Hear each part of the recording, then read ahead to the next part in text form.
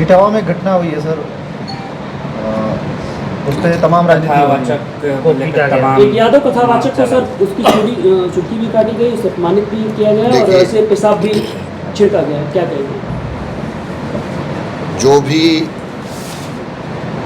हमारी सरकार में, यूपी सरकार में जीरो टॉलरेंस की नीति पर हम लोगों की सरकार है, कोई ऐसी भी घटना होगी उसकी जांच होगी, जांच के बाद उसके खिलाफ कार्रवाई। लोकतंत्र सर, कांग्रेस और तमाम विपक्षी दल हैं वो आरोप लगाते हैं कि देश में संवैधानिक संस्थाओं पे कब्जा कर लिया गया है और अघोषित आपातकाल चल रहा है। ऐसा समय समय से आरोप लगता रहता है। जिन लोगों ने आपातकाल लगाकर देश की लंबे समय तक सत्ता हासिल किया है, तो जब सत्ता से बेदखल है वो बौखलाए हुए हैं, अनाप शनाप प्रकार की बातें कर रहे हैं। आपसे मैं पूछना चाहता हूँ, कौन सा आपातकाल है? आज लोगों को उनकी स्वतंत्रता है, आज देश का विकास हो रहा है, आर्थिक अर्थव्यवस्था ठीक हो रही है, दुनिया का सबसे मजबूत देश भारत होने जा रहा है प्रधानमंत्री मोदी जी के नेतृत्व में। आज अगर हम देखें तो G20 का नेतृत्व करने का अवसर मिला।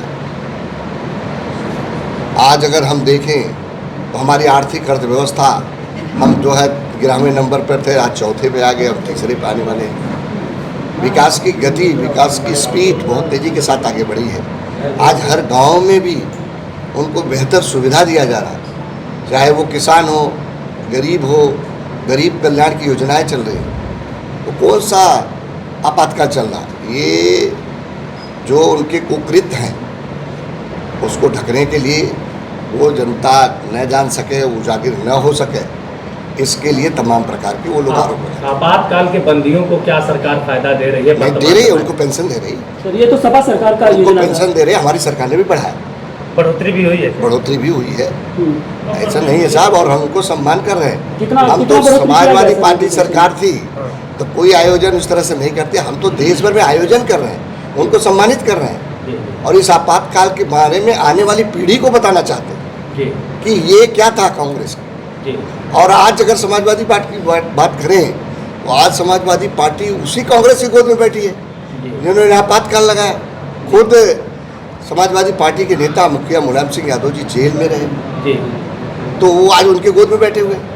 लेकिन भारतीय जनता पार्टी जो है विचारों की राजनीति, हम लोग लोकतंत्र में आस्था और विश्वास रखते हैं, हम लोकतंत्र को मजबूत बनाने के लिए काम करते हैं। जो लोकतंत्र की जनता है, देश की जनता है, उनके अधिकारों का संरक्षित करने का काम करते हैं, उनको अधिकार दिलाने का काम करते हैं। मंत्री जी, जो ऑफिसों में इस समय व्याप्त लोग ऑफिसों से वसूली कर रहे हैं और वसूली का आलम यह है कि अभी पत्रकार देखो भाई, ये आप मेरी बात तो सुन लो, मेरी बात सुनो। आप अगर कोई स्पेसिफिक घटना जानते हो, आप स्पेसिफिक घटना जानते हो तो मुझे लिख के दो। आप कोई स्पेसिफिक घटना जानते हो तो लिख दो। ऐसे आरोप लगाना तो बहुत आसान है। आपको कोई घटना अगर याद हो मुझे लिख के दो, जांच कराएंगे, कार्रवाई करेंगे। मंत्री जी, लगातार पुलिस के, रेवेन्यू के अधिकारी कर्मचारी जेल जा रहे हैं भ्रष्टाचार में, क्या भाजपा सरकार की नीति है?